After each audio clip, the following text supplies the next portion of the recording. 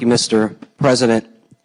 Just want to make a couple of comments. I think the minority leader has made some of them as far as what job-killing aspects of this bill. I'd like to talk about timing a little bit, the timing of the bill.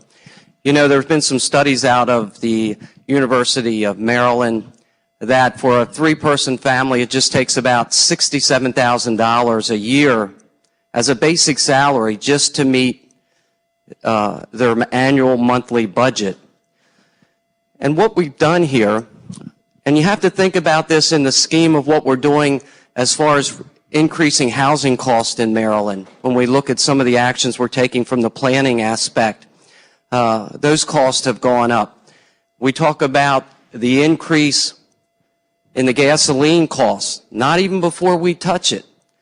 But there are already reports that the increase in the tax and the cost of energy to Marylanders has a chance to stymie and slow the recovery from this great recession.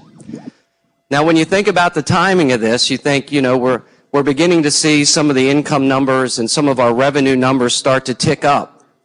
Families are starting to just feel a little bit more confident. Farmers up in my district are getting better commodity prices.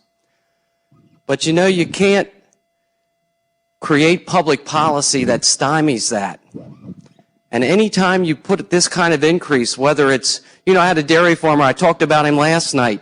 You know, he can't afford to buy a premium cigar, so he buys a regular cigar. 70% that we're going to add to that. And then when we talk about being the only state or one of the only states in the nation that will tax from $1 for small businesses over $500,000, I can tell you some dairy farmers and some of our large agricultural producers fall into that. They help feed the state. They employ a lot of folks. That's going to have a devastating impact on them.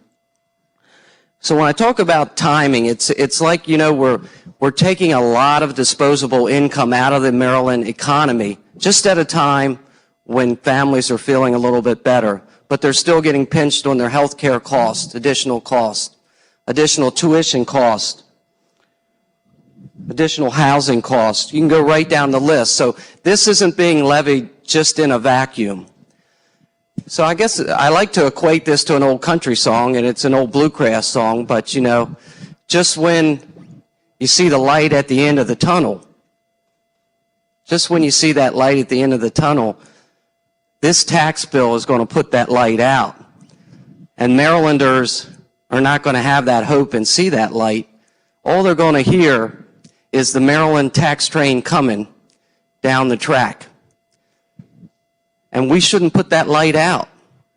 Right now, we're at a critical point in Maryland's recovery, and this kind of tax bill could push us back 4 to 5 years on our recovery as we compete with Virginia, Pennsylvania, and states in our area.